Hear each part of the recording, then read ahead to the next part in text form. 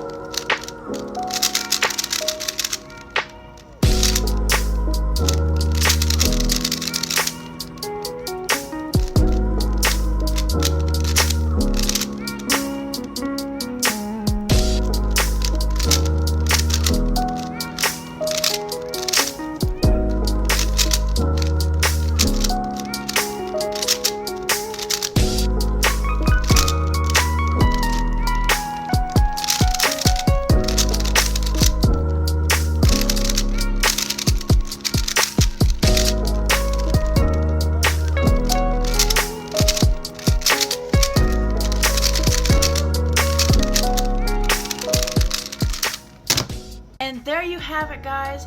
51 seconds, 0.7. Just under a minute. Hope you guys enjoyed this video. Like, subscribe, tap the bell, comment down below, and I will see you guys in my next video.